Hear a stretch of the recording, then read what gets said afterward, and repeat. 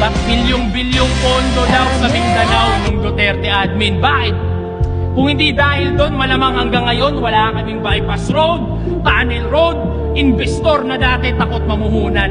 Naririnig mo lang kasi yung putukan, pero bingi-bingihan pagdating sa pinaghuhugutan. Napupusan lang yung Mindanao ng isang termino. Isang termino!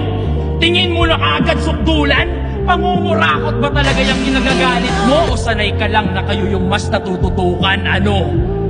Ayaw mong maging balanse yung bansa, pero panay reklamo niya sa akin na bakit yung Mindanao wala masyadong building? Tangina mo!